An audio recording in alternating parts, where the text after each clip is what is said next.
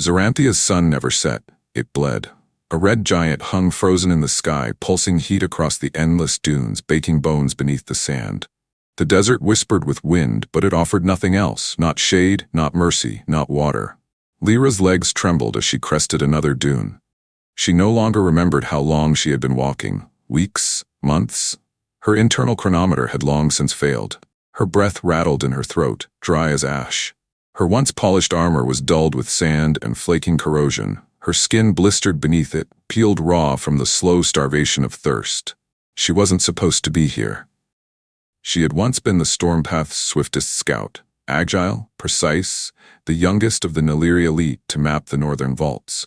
She had volunteered to cross the Forbidden Zone not to die, but to prove that the Niliri still had strength. That exile hadn't broken them. But Zaranthia was not a planet that forgave pride. Her rations had run dry a month ago. Her last filtration tablet dissolved in a puddle of poison days after. And still she walked. She walked because she was Niliri. She walked because she hadn't yet fallen. But now she was close. Her throat had shriveled to the point of tearing. Her hands were too cracked to make fists. Her blood moved like sludge. She fell forward onto the slope, sand sliding around her as she landed hard on her side. The sky spun, her breathing stuttered. She blinked up at the horizon. Nothing, just heat mirage and silence. She coughed, a sound like paper tearing. If she was to die here, she decided she would die facing the sun, facing forward, the Niliri way. But even that thought began to drift. Her vision darkened. Then came the vibration. Distant at first, mechanical. Lyra's pulse, faint as it was, fluttered. She couldn't raise her head, but she turned her eyes toward the sound. A vehicle. She saw the gleam of metal cutting across the sand. Not Niliri, not Zaranthian either. Human. Her lips parted, but no sound came. Then darkness. Sergeant Max Rylan Calloway of Earth's Outer Planetary Detachment hadn't planned to go off-grid. His patrol route had ended an hour ago. But something felt off. The dust trail in the far east had caught his eye, thin, dissipating fast, too deliberate to be wind. Too steady to be a random gust. And with Zaranthia's surface boiling under record heat, any movement out here had to be something that didn't belong. He powered down the rover engine near the crest of the dune and raised his scope. That's when he saw her. She was half buried, limbs twisted, armor cracked, pale skin scorched beneath the remnants of what had once been an elegant suit.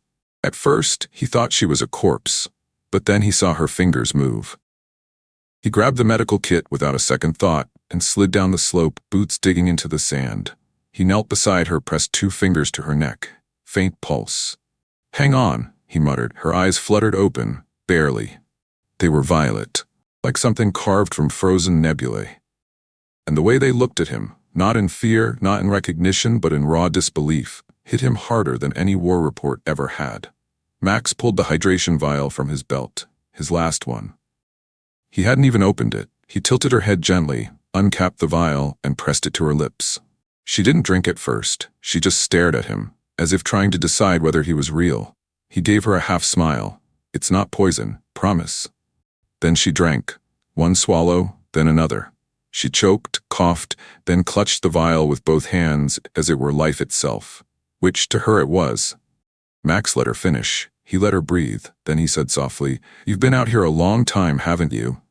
She didn't answer. She couldn't. But her eyes told him everything. No one had given her anything in weeks. No one had helped her. Until now. She tried to speak. Her voice cracked. "Why?" He knelt beside her, eyes steady. "Because you're still alive," he said, "and that matters." She stared at him as if the universe had tilted, as if no one had ever said something like that before. And in the silence that followed, Max realized something unsettling. She hadn't been saved. She'd been waiting. Max carried her. She was lighter than he expected, far too light for someone who had walked this desert, or tried to. Her body felt like it had given up long ago, and yet some ember inside her had refused to go out. She didn't speak again, but she didn't need to. Every breath she took was a declaration. Every flutter of her eyes was resistance. He laid her gently in the passenger seat of the rover and shaded her with a tarp he unhooked from the gear rack. She winced at the light, even through the cloth, so he pressed a cold pack to her forehead and poured a few more drops of water into her cracked lips from his emergency dispenser. "Easy," he said as her throat seized. We'll go slow. She swallowed, coughed again, then nodded, barely, but it was there. He kept checking her vitals as he drove, glancing over at her in the dim light of the cockpit. Her breathing was slow but even. Color was returning to her cheeks, but her skin was still dangerously dry. Her armor bore a sigil he didn't recognize, definitely not Zoranthian, and not from any Earth-aligned system either. And her ears were slightly tapered, her bone structure elegant but alien. She was clearly not human, but she had eyes that looked like sorrow carved into stone, and that was something he understood. They rode in silence for miles. The rover's engine thrummed, tires spitting sand as they sped toward Outpost 7B, a remote Terran medical station on the edge of the mining perimeter. Halfway there, she stirred, her hand lifted weakly, pointing toward the opposite direction. "Not base," she whispered, barely audible. "They'll take me." Max slowed the rover, brow furrowing. "You're not safe there?" She shook her head, painfully slow. "Raiders, bounty. My name is Currency." He exhaled. So that's what this was. She wasn't just a lost traveler, she was wanted. And by the look in her eyes, whatever she'd escaped from, she didn't intend to be found. Max hesitated only a moment. Then he turned the rover east, toward a series of jagged rock formations where old mining stations had once stood abandoned. "All right," he said. "We'll go off-grid. Just don't die on me yet." She didn't thank him, but she looked at him like she didn't know how to. They arrived at dusk. The rocks rose like black teeth from the desert floor, casting long shadows across the copper sands. Nestled between them was an old substation, long since stripped of its power core, but the structure itself remained intact, sheltered from storms and invisible to overhead scans. Max had used it once before during a blackout op. Now it would serve a better purpose. He carried her inside and laid her on a folded tarp over packed earth. She didn't resist, but her eyes followed his every movement. She was recovering, fast. Max activated a portable generator, rigged a med lamp, and began applying a hydrating gel to the worst of her wounds. Her eyes fluttered as it seeped into her skin. She didn't cry out, though he knew it burned. He paused only once, when she took his wrist gently and looked into his eyes. "You gave me your last drink," she whispered. He nodded. "I've gone without before."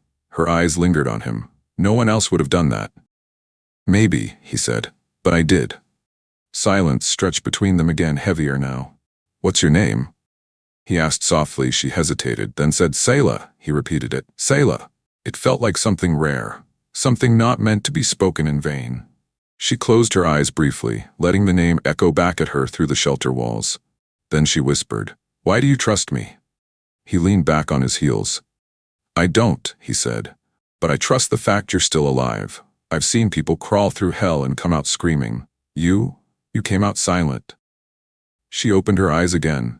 "That's the kind of survivor I listen to." Sayla didn't speak again that night, but she didn't look away from him as she drifted to sleep. And Max sat close, rifle across his lap, watching the darkness press in around them, not as her protector, but as something far more dangerous, someone who now cared. The wind screamed through the canyons before dawn. Dust whipped against the substation's metal doors, rattling like a warning. But inside, the shelter held, barely. Max rose before first light, checking the perimeter, watching the shifting sand like a man born to deserts. His every step was calculated, the barrel of his rifle tracing arcs through empty air. Sayla was already awake when he returned. She sat up slowly, cloak draped over her shoulders, her limbs still thin but no longer trembling. Her violet eyes followed him as he moved, measuring him again, but this time not with suspicion, with curiosity. Max tossed a thermal pack toward her. "Warm enough to eat," he said. "Terran rations, not gourmet." She stared at the silver packet, then back at him. "You keep feeding me," she said, "even when I ask for nothing." "Someone has to," he said, pulling out his own. "Why?" "You're still breathing." Her lip quirked as if tasting the idea. "I would have lasted another day," she said. "Maybe 2. "You had hours," he corrected. She opened the packet. They ate in silence. Later, she stood at the entrance, watching the desert shift with the wind. Her frame was steady now. Her hair blew behind her like broken silk. Max stepped beside her, shielding his eyes from the rising sun. "I've seen this land eat whole battalions," he said. "But you walk out of it like you own it." She said nothing. Then quietly, "I hated it, every step." "Then why keep going?"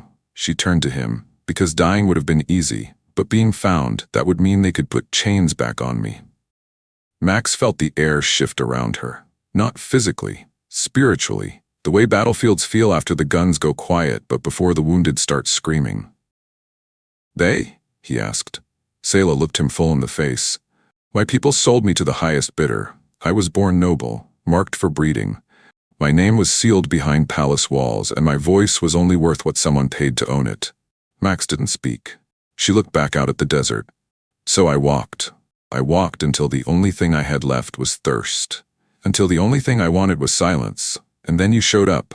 No orders, no armor, just a canteen in your hand. Max leaned against the doorway beside her. I didn't ask who you were because it didn't matter. You were dying, that was enough. Her voice dropped to a whisper. And now? He looked at her, and said nothing. But the way his hand lingered near hers, barely brushing her fingers in the space between breath and answer, that was all she needed. They moved again 2 days later. The sun had shifted to its mid-cycle position, and the heat had grown unbearable even for a soldier. Max checked his satellite scans. A ghost ping appeared northeast. Too small for a ship, too steady for a natural disturbance. Someone was looking for something. Or someone. He packed the gear quickly. Selah didn't ask questions. She helped. Her movements were precise now, muscle returning to her bones. Her instinct came back too. She felt the scans before he showed her. They're not scouts, she said. They're harvesters. Max frowned. You sure? I recognize the flight path. It's triangulation. They're mapping heat patterns. They're looking for survivors. He stopped. Or you. She nodded once. So they rode into the lowlands through the jagged teeth of forgotten mining craters and old storm tunnels. The rover sputtered once near a fallen comm relay, but Max coaxed it back to life with a firm smack and a prayer. Selah guided them now, watching the dunes as if they spoke to her. At nightfall, they stopped beside an old cave wall where wind had carved patterns like claw marks. Inside, the temperature dropped to survivable levels. They lit a low lamp and ate beneath its flickering glow. Why do they want you so badly? Max asked finally. She stared into the lamp. I'm a symbol, not just a runaway, not just a failure, but proof that their empire can crack. She turned to him. You ever seen a god bleed, Max? He nodded. Once. It looked a lot like fear. That's what I became to them, and fear makes monsters out of men. Max leaned forward, resting his arms on his knees. Are you going back? Her eyes didn't waver. No, even if I die out here, I'll die unowned. He stared at her for a long time, then offered his flask again. She took it, and this time she didn't hesitate, not because she was thirsty, but because the gesture meant more than survival now. It meant trust. And trust in a world where everything had been stolen from her was more nourishing than any drink. The third day after they left the shelter, the heat broke, but not with rain. Smoke curled in thin spirals across the horizon, visible only at the right angle. It didn't rise like from a wildfire. It slithered, tracked.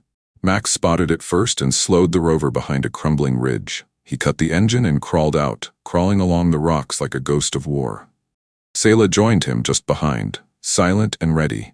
2 ships skimmed the upper dunes a few kilometers out. Sleek, needle-thin, not Terran, not any legal faction either. Max scanned the hull signature through his optic lens. No registry, no emblem. Hired hunters. They were using thermal echo pulses. Slow sweeps, mapping for deviations in the terrain. Alive or dead, the desert revealed everything under that kind of scan. Selah's face didn't change, but her shoulders tightened. I recognize that pattern, she said. They're wraith kind. Max didn't blink. Slavers? Worse, she whispered. Collectors. She didn't need to explain. He'd heard of them before. Ghost fleets that traded in the rare, the exiled, the broken. Not for payment, for prestige, for keeping things that weren't meant to be caged. He looked over at her, voice quiet. They're here for you? No, not just me. She turned her head. They want the idea of me. They want to prove that no one escapes. Max lowered the lens. Then let's make sure they don't get that story. They waited until the sun dropped low, until the shadows spread like cloaks across the land. Then they moved, on foot, gear light, boots silent. Max guided them through an old ravine where the rocks formed a natural interference barrier. As the scanners passed overhead, they huddled against the stone, breathless. Selah pressed close, her hand on his chest. Max whispered, we can still leave. I can call evac. But she shook her head. I'm not running anymore. Something in her eyes had shifted. Not just survival now. She had crossed into something else, something alive with flame. The kind of defiance born in people who have died already and chosen to come back anyway. He didn't argue, because what she said next chilled him to the bone. I want them to know I'm not hiding. I want them to see me fight.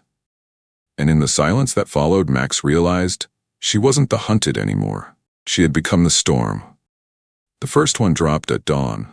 A silver-winged drone buzzed overhead, scouting, skimming low. Sayla moved before Max could raise his rifle. She stepped into the open, let the drone catch her silhouette against the red sand. A second later, it banked and came screaming toward her. She dropped to one knee and raised a sonic flare, a device Max had given her hours earlier, just in case. The drone's sensors fried mid-approach. It spiraled hard into the dirt and exploded in a burst of light and oil. The Wraith kind came faster than expected. 2 hoverbikes, black armor, plasma rifles. Max and Sayla split naturally, no plan, no signal. She vaulted over the ridge, leading them into a tight canyon while Max circled wide. As they pursued her deeper, he flanked them from behind and opened fire. First rider down, neck snapped back from the round, second turned and returned fire, bolts screaming past Max's head. Sayla struck from above. She dropped like a shadow. Drove her blade clean into the back of the second rider. He collapsed without a scream. She stood over his body, panting, blood dripping from her hands. Max approached cautiously. She nodded. They won't stop. No, he said, glancing toward the rising dust in the distance.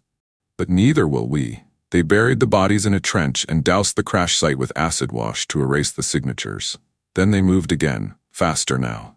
Every hour they bought was a victory.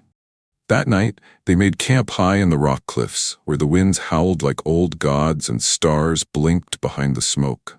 Sayla leaned beside Max near the edge of a crumbling overlook, watching the horizon. He handed her a water vial. She took it gently, more reverently than before. You've lost everything, she said. He looked at her, brow creased. You stayed here, in this war, when you could have gone back. He didn't answer at first. Then, I've seen too much, he said. The ones who always run, they don't change anything. She handed him the empty vial. You didn't change me, she said. You reminded me that I wasn't already dead. Max turned toward her. She held his gaze.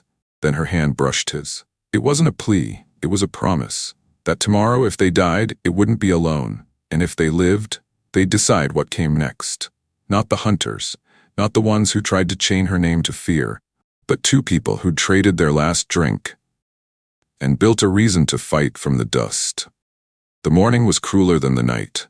The sun broke over the dunes like a blade, cutting through every inch of exposed skin, drawing sweat and silence from both of them. Sayla walked ahead now, not because she was stronger, but because she refused to be seen as someone behind. Max followed, weapon drawn, every sense stretched to the edge. Their route angled toward the mountains, old territory, forgotten by most maps, where Zaranthia's heat gave way to jagged cliff labyrinths and ancient war relics. It was where no scanner reached, and it was where they could vanish. But the Wraith kind weren't letting them go. The final ship came at midday, sleeker than the others, low slung, painted the color of bone. It dropped without warning. No warning sirens, no engine whine, just a growing shadow over the sand. Max and Sayla turned at the same moment. She spoke first. Run? He shook his head. Fight. The ship hovered 20 meters above, hatches grinding open. 3 figures dropped from the sides, cloaked, masked, boots burning the ground on impact. They didn't speak. They didn't threaten. They advanced. Max didn't wait. He raised his rifle and fired. The first collapsed before its boots could settle. The second returned fire. A plasma round struck the rock near Max's shoulder, searing it. He grunted, spun behind a boulder. Sayla moved like a whisper, flanking wide, her blade gleaming in the sun. She didn't hesitate. The second Wraith turned just in time to see her. Too late. She buried the blade in his throat, twisting once before letting him fall. The last one, taller, heavier, caught her mid-turn, grabbed her by the arm, lifted her off the ground like she weighed nothing. Max screamed her name. Fired once, twice. The shots ricocheted. Sayla snarled, her free arm snapping to his mask. Fingers curled, she drove her thumb into the filter port and ripped. The mask cracked. The wraith screamed, inhuman, guttural, and dropped her.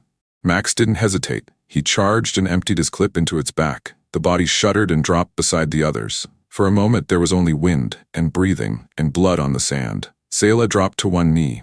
Max ran to her, knelt beside her. "You good?" he asked, voice tight. She looked at him, her lips split, bruised but defiant. "I'm not dead," he exhaled. "That makes two of us." Then he looked up at the silent ship, still hovering, still watching. Sayla followed his gaze. "They'll keep coming," Max nodded. "Then we make it not worth it." They climbed aboard. The controls were alien, but Sayla knew enough. She rerouted the nav core, bypassed the lockdown, and activated the ship's self-destruct, set to trigger on atmospheric climb. Max set the engines to full. They leapt off before it cleared the ridge. Behind them, fire swallowed the sky. The shockwave scattered birds and dust and broken dreams in every direction. And with it, the last claim on Sayla's name burned away. They didn't speak for hours, not until they found the old Terran shelter nestled beneath the cliffs, a forgotten outpost Max remembered from a deployment long past. The solar panels still hummed with life. The filtration system still blinked green, water, cold, clean. Max handed her the first cup. She took it. And this time, she didn't sip. She drank deeply, water running down her throat, over her chin, into the dust. When she finished, she looked at him. "You gave me your last drink," she said. He smiled. "You gave me a reason to." She stepped closer. Her fingers, now steady, reached for his wrist, held it. "I was dying," she whispered, voice shaking. "Not just from thirst, from being forgotten, from being owned, from not being." "And now?" She didn't answer. Instead, she rose to her toes and kissed him. Not with desperation, with certainty. When she pulled back, her eyes were wet, not from grief, but from something she hadn't dared feel in years. A beginning. He pulled her into his arms, holding her against the chest where his heart had begun to beat differently. The desert had taken almost everything from them, but it had given them something sacred in return. A name spoken in heat, a drink shared in silence, a bond formed not from pity, but from choice. And in the heart of a forgotten world, beneath a sky that no longer looked so cruel, a soldier and an exile stopped surviving and started living.